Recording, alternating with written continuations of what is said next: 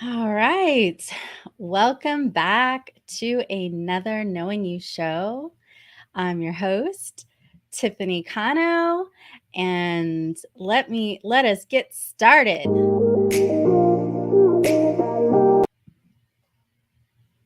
It didn't go.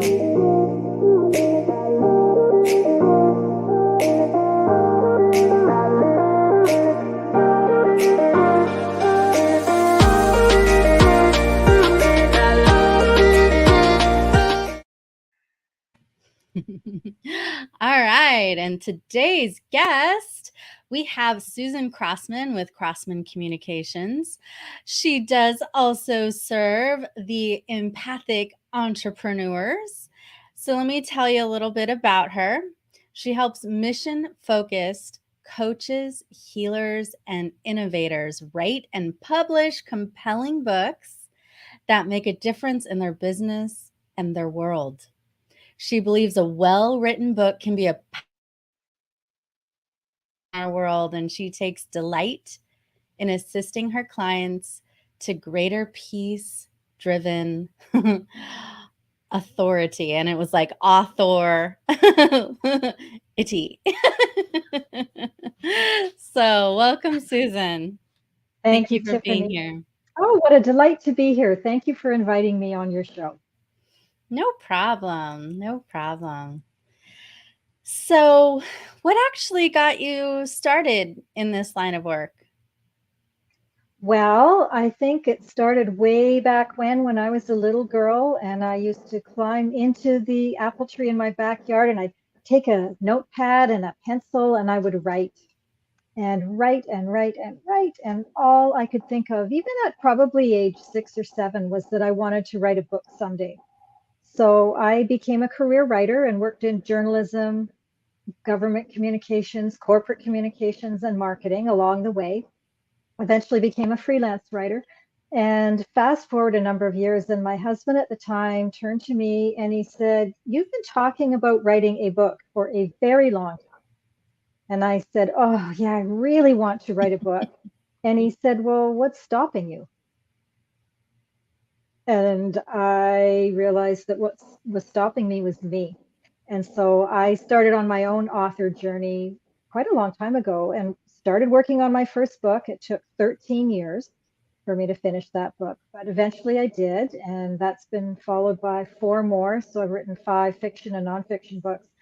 And in my evolution in business, I eventually stopped being a freelance content marketing copywriter and really focused 100% on book coaching and of course editing I'd been doing for many years by that point. So yeah, that became the crux of my business and here I am and I'm having the best time ever. Nice. Nice. So you help with fiction and nonfiction. I do. The core of my business is nonfiction. Most of the people who come to get my help, they have a business already. That book is a way primarily for them to share their message. So the people that I work with have a lot of wisdom to impart. They feel there are ways they can help our world in really powerful ways with what they've learned over the years. And they would like to share that with the book. Now, they also have a business typically, and it's kind of a big project to write a book. So they are Mhm. finding ways to merge those two goals to support the business and share their message. Mhm. Yeah. And do you okay. Do you take people's transcripts from their workshops and turn it into a book? Well, that's an interesting question. Do you know someone who might want to have that done? Maybe. I actually was talking to somebody about that.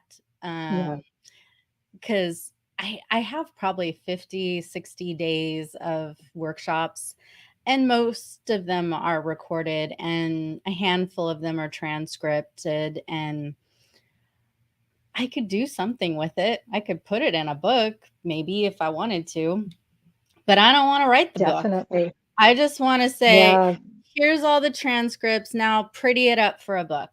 Here's some graphics, and handouts and worksheets and whatever. Make it pretty in a book, you know? There is definitely a way to do that. That would be more of an editing project or even almost a ghostwriting project than Hmm. you doing it yourself. It's certainly been done. One thing you can do, one tool that I find a lot of my clients really like is a transcription service called author.ai, OTTER.ai. And you can run your transcript or run your recordings of your workshops through Otter, and they will send you an email with the transcript into your inbox. So that helps to generate the content when you have a lot of video or audio content. So are you saying like connect it with Zoom and then while it's happening, or I upload it after the fact? Either way, either way, that Okay. that would be And the paid version. and you You like would want. that one better than say Temi.com? Yeah, I've never used that one. I just got started with Otter and never looked back. That's the one we use for all of our programs and recommend to our clients. Unfortunately, I'm not an affiliate for them. I have sent so many people their way, but Uh-huh. it does work so well. And if maybe Tammy is a really good one too. I don't know. I just don't have any experience with that one. I'm gonna put it in the chat for people. Sure. OTT. ER Uh-huh. dot AI. AI. Okay. So we'll just put it up on the screen for people to make it nice and easy. And talk to me about these bridges. I know that there's three that you say make up a good book. So can you talk to Yeah. me about that element, Well, please? sure. It's more about the experience of writing a book and why someone might want to do it themselves, say, as opposed to hiring a ghostwriter, and not to make anything wrong ever in the book world. I find that depending on what your goals are, that will inform how you go about creating the book itself. But when you're working on a book, you really are creating three bridges. You're building three bridges in the world. And the first one is to a deeper connection with who you are and who you're on the planet to be. I find writing a book is a really deeply transformational experience, and it really Mhm. puts us in touch with the wisdom that we've been accumulating for often decades in our lives. And in creating the content for that book, you are bridging to those very deep aspects of who you are and who you are here to be in order to generate the content that is going to serve your readers. So that's the Mhm. first bridge. It's really, often my clients will say to me, wow, I didn't know I knew that much as they're writing their book. Like I really had to find it. And of course, my philosophy of all of this too is that before you start that book, the book is it's already an entity in and of itself. It already exists.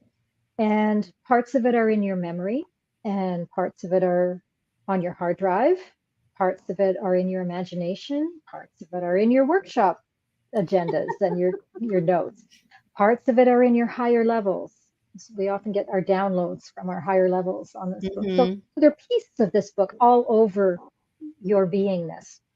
And the task Mhm. as the writer is to draw all of those pieces out from wherever they are hiding and coalesce them into the three-dimensional reality of a book that can be shared and enjoyed and play its role in your life as well. So that's part of that first bridge, is bridging to all of those dimensions of who you are as well. We really get to know who we are in the writing of the book.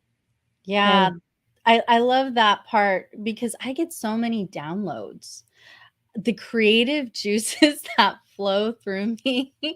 I have like a folder in Evernote on my phone just to write them all down because I know not all of them are meant to be right now. So I get the downloads, I just write it down, and then I'm like, okay, and by when is like the next question because sometimes I'll get stuff that's like 5 or 10 years down the road of when it's meant to unfold. And so being able to connect that bridge for those divine downloads, I think is important.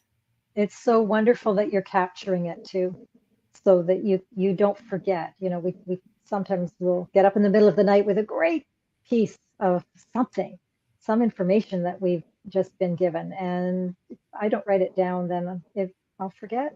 So it's great that you're capturing that for future books or whatever that's meant to be in your life. Mhm. Great. And when this is over, don't hang up because I wanna talk to you about something Okay. with one of my own projects. Oh, Okay, how so exciting. Oh, I love alright. creative people. Okay, so that's the first bridge. And Okay, the bridge number second 2. bridge number two, it's like door number two. It actually is a bit like that old show. I don't know if any of your listeners will remember. I think it was The Price is Right way back when. Anyway, there are mysteries behind the curtains. And so bridge number two is a bridge to our readers. So again, you've spent your entire life becoming the funnel through which that information is meant to flow. And I look at, with my clients particularly, the schools they went to, the families they were born into, the siblings they had, the relationships they had with their family members, the experiences in the schoolyard, the teachers, the trainers, the educational experiences, the jobs, all of that goes into creating of us the perfect funnel through which our books were meant to flow, because no one else can write your book because nobody else has had your experiences. And so, because you are the funnel for that information, you are also perfectly formed to share what you know, your wisdom, your insights, your brilliance, with a subset of humanity that is waiting for the information only you can share. And so, in writing this book that you have in front of you, you are creating that bridge to the people who need you. You know, they are waiting for your wisdom and your insights. Quite often with my clients, they've had some very, very difficult experiences in life, and they found their way to resolving those, to to seeing those experiences as actually having redirected them in some way to a more fulfilling life or somehow a better life. And I Mhm, look at my clients as having done that work, and usually they're teaching others how to create more fulfilling lives. But the people that they're here to serve are the people that are just a little behind them on the path. And so, in writing your book, you're creating that bridge to those people to help them facilitate their journey through this mhm. lifetime. So it's a really, gosh, what a gift to give the world.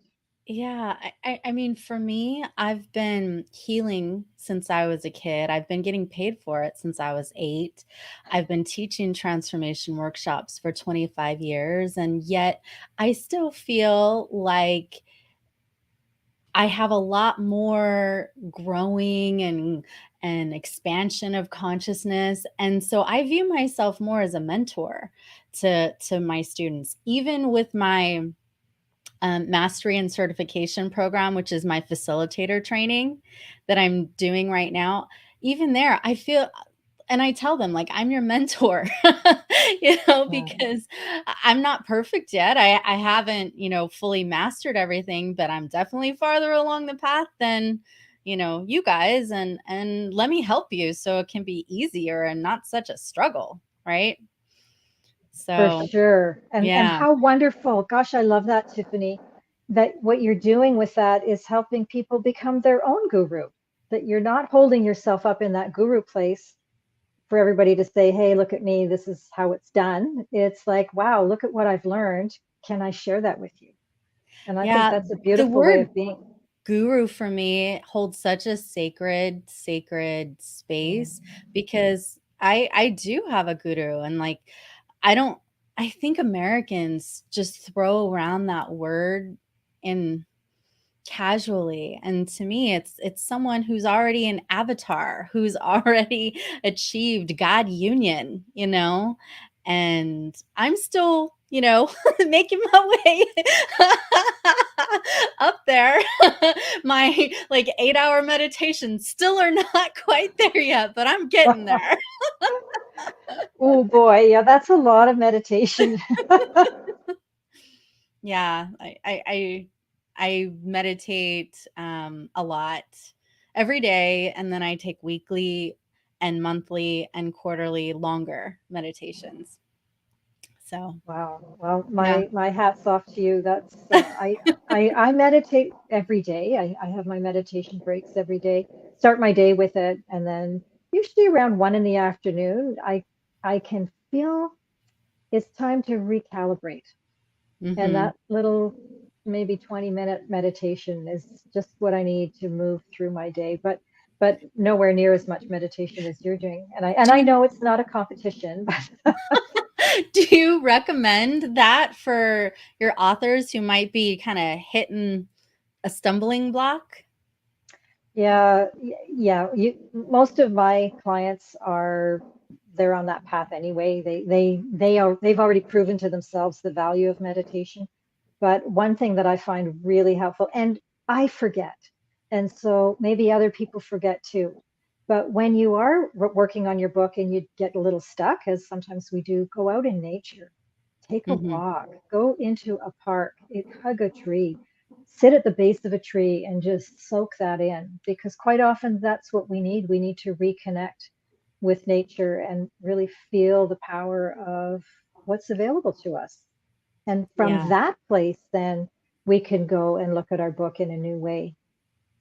Often Especially us empaths. We need those regular timeouts from the chaos and loudness of the world to just, have a moment in a meditation cave or a moment with smelling your roses in the happens. garden or It's so your true, and favorite nature spot. I love that. And so what I've discovered in this book writing journey that I've been on, in the book coaching and editing and so on, is that often the model for writing a book is you create the structure, and then every day you work on it for 2 hours, and you're supposed to do this and you're supposed to do that, and at the end of 6 months your book's to be done, or 1 month or 2 weeks or whatever it is. And in those models, I can't breathe in that. Like, that's just really linear. And Like, get it your book works. done in Yeah. 21 days, No, no, no. and That I makes know my those eye twitch. programs. Yeah, that get your book in alignment with your true authentic self. Get your Yes. book in alignment with what's being called forth out of you in the world. Mhm. And yes, structure is very important. I find in writing a book, reading is a linear process. And so much as we love the downloads, and they're beautiful, they're lovely experiences to read and write quite often. And unfortunately, they are sometimes really ethereal. And reading is a linear process. So there needs to be enough linearity in your writing that your reader can make sense of it, because it's the logical left brain typically that tends to convert thoughts into action. So there needs to be enough structure and process involved in your book so that your readers can absorb it and benefit from it. But I really feel that without that multidimensional side of us too, then we're shortchanging the world in a lot of ways if we don't include that. Yeah. Now, we've already talked about some really great things, but I'm still hungry for what's the third bridge? So Oh, can we circle back to the third oh, bridge? the third bridge is, I mean, they're all my favorite, but yes, the third bridge, this one's really fun. And I didn't know about this one when I was working on my first book. I didn't know about any of them when I was working on my first book. But that third bridge is the bridge to your future self. In writing your book and becoming the published author of a quality book, and Mhm. I emphasize the word quality because it's kind of easy to write a book that isn't so great. That writing a quality book, that requires our best. Uh-huh. So that is a bridge to our future self. And when I finished my first book, so that was a novel, took 13 years to finish. And actually, my husband started that journey for me, and he also finished it, Oh. because at about the 11 or 12-year mark, where self-doubt had been driving the bus for me, and he was diagnosed with terminal cancer.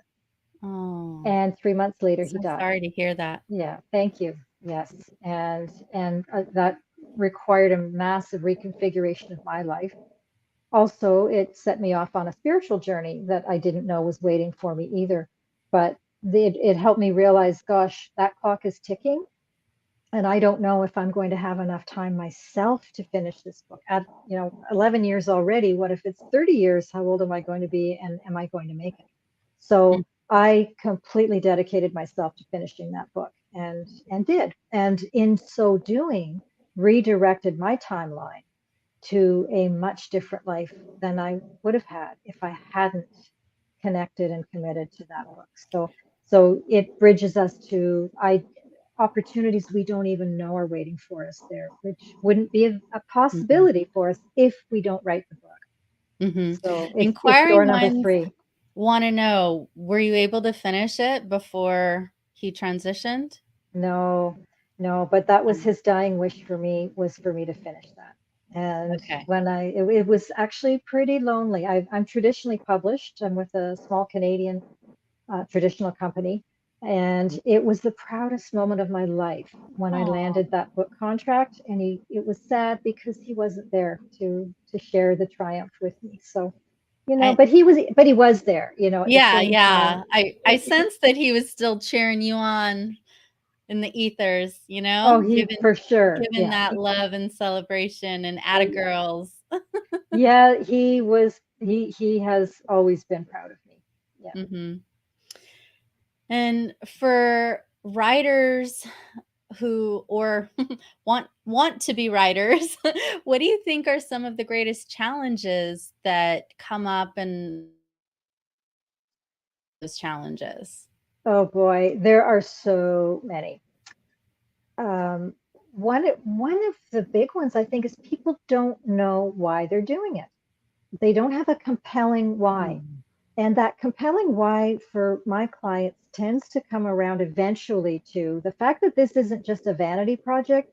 This is something the world is calling forth from you. That people need what you have to offer. And if you see yourself as the author of someone else's solution through your book, then I think it becomes a lot easier to finish the book. But often people don't see themselves in that way. There is an identity shift required in becoming a published author, because we start out, we're not an author. Who am I to write a book? Who's going to read this book? I don't know what I'm doing. Like, there's a lot of that kind of talk that it's easy for us to slip into. And so if we don't have a compelling why, then we can get Mhm. sucked into that. So I think that's the big one, is that self-doubt piece.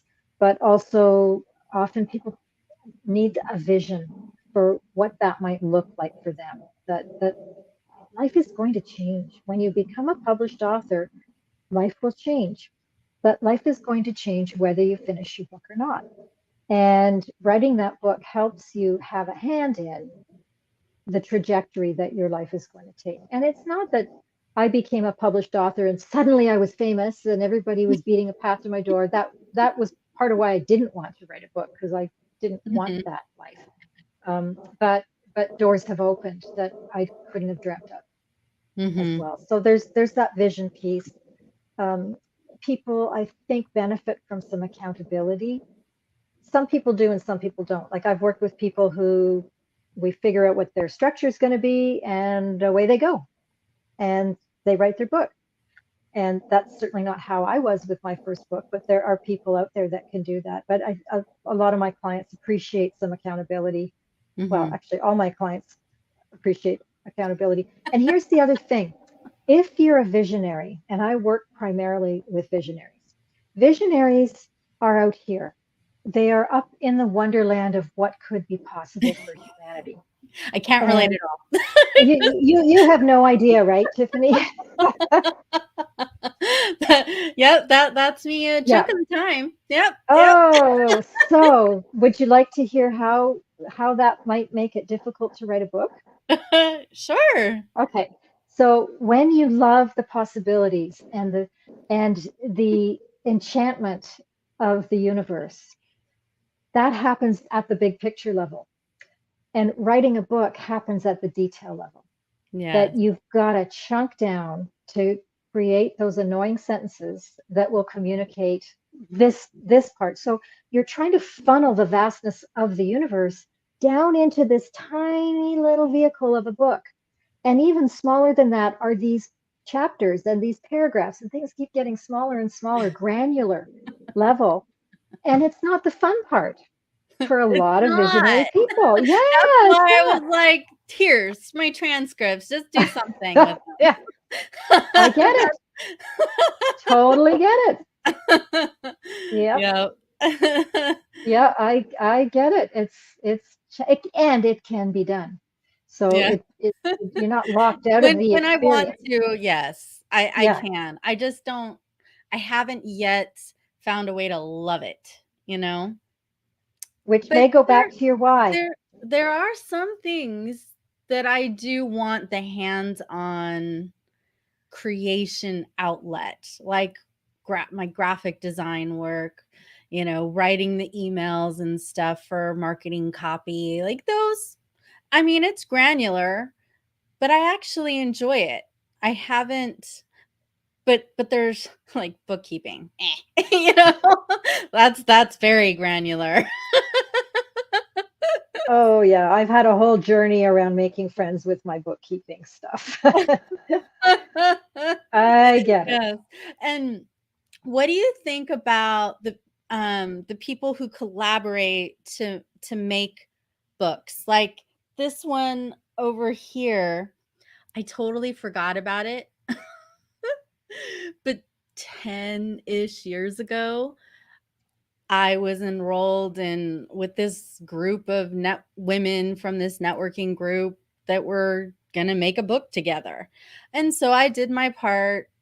And then I moved away and I totally forgot. And it was only a few months ago that I even remembered that there was a book. And Way so to I go. chased her down and I was like, hey, I never did get my book or know how to order that. Can I get a copy or can you show me what to do? So I now have it. I'm officially part of a publication, but yeah, I don't know. It wasn't a priority then, I guess. Right. And those collaboration books are great. They are a fabulous way to get started with your writing, your authoring adventure. Mhm. So I have a lot of great things to say about this. Some of those collaborations are run better than others. Some of Yes. them are very expensive. You can spend $10,000 to be Yeah, part of I've seen a that. book. Yeah. Mhm. Now the thing to be aware of with them though is that you don't always get the author credit. So when someone is searching you on Amazon, depending on how the person editing or putting together the book set it up, they people might not be able to find out that you're in that book. And so that's something Ooh, to check up on. Yeah, good yeah, to a lot know. of people don't recognize that. Yeah, so check out your books, find out if you're listed as one of the authors. There are rules in Amazon around how many people can be listed. And Oh. so, but I think there's a way to do it. I have a friend who's Amazon queen. She knows everything about Amazon, and she was saying that there is a way apparently for the person running this program to set it up so everybody can be mentioned, but most people who are doing this, they don't. So the editor, the collaborator, will Mhm. be mentioned as the author, but you won't. So if And that's important to you, you need to know about that. thank you for that clarity. I'm new, so that was definitely something that I was not aware of. And you mentioned editor. I assume editors are something that everybody needs if they're going to write a book, to have another set of eyes who can make sure that it flows, there's no grammatical errors that you missed. And I Well, mean, and it's not just grammatical errors. I work at both a developmental big picture level as an editor and as a copy editor, which is the granular piece. I've got a brain that's good big picture and good detail. It's mhm, an odd, unusual combination. But so an editor can catch inconsistencies in what you're telling people. If you told a story twice or an anecdote once in chapter 3 and then again it shows up in chapter 12, your editor should be able to pick that up. If you've used language that your reader is not going to have a clue what that means, and your editor will put a little question mark there and say, can you explain this, please? I don't really know what that is. So it's about your credibility, first of all. It's about your reputation for providing clear, succinct information and a story that makes sense, or a set of stories that make sense. So Mm-hmm. that's the big picture level that an editor can provide to save us Mm-hmm. from ourselves mostly. Yeah. um, and then of course the grammar and the punctuation, and well, here's something a lot of people don't think to look at either, that I see quite often. So this might help some of your audience members who are working on a book. Try and make sure your chapters are about the same length, more or less. I had one book that came in and the first three chapters were roughly the same length. And it was maybe a 50 or 60,000 word book. So the first three chapters, tick, tick, tick. And then I came to chapter 4, which was the entire remainder of the book, and a 40,000 word chapter, which isn't going to work in a book. So, but the author, he just hadn't done this before, and he just wrote what was on his mind and in his heart. And so the task as an editor then wasn't so much the grammar, or sorry, yeah, the grammar and the punctuation. It was, okay, well, we need more chapters here. How are we going to take this 40,000 word opus Yeah. I mean, and that could be a divide it whole up? book in and of itself, 40,000 For words. sure, yeah. And that's fun for me. Like I just love that, making things make sense, making them Mm-hmm. orderly, and making my clients shine. And that's Mm-hmm. what your editor is there to do, is to really make you look good. Nice. So you have a team that does this, right? I do 95% of the editing myself. I Okay. do have someone that I send proofreading, and that's the third level of editing. So we like to start with the big picture, and then we do the copy editing, and then the final polish is the commas and the punctuation marks, and are the brackets and that little nitty gritty, and that's proofreading, and that's something that I don't always do myself. So Okay. yeah, but I'm the main man on that stuff. Main woman, main person. Okay. And for those who want to get to know you more, I know you've got a free gift. So please tell us about that. And I just put it up on the screen. Oh, thank you. Yes, it's Write Like a Pro Now, and that is my 3 module course. It's not a hard course. It's not onerous, but it's 3 modules on how to write with better structure, which again, a lot of my clients are up here in the ethers, so it helps you chunk it down a little more easily so you're structuring your writing better. How to write with better style. And we all have a voice, and style goes along with voice. So if you're looking for ways to strengthen your voice and strengthen your writing style, there's some tips in there for how to do that. And then finally, how to write for better reader engagement.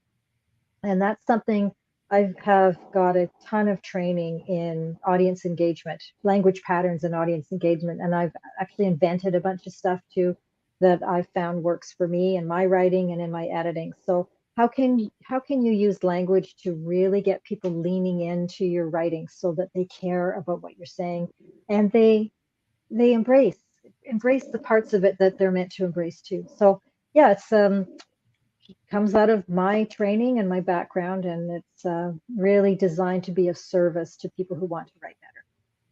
Wonderful. So I'm going to pick that up. Everyone go to writelikeapronow.com and pick up her free gift. Get to know Susan even more. See if she can help you with writing your books, especially the coaches, healers, entrepreneurs that are watching this. Get to know her, see if her and her team are the right fit, and play with it. Have fun. Yeah. And then, when you've written your book, come back to me and I'll, invite you to be a guest on my show. All Boy, this is a right. win-win for everybody. It is. It is. All right. Well, much love. Everyone have a beautiful, blessed week. Bye for now. Thanks.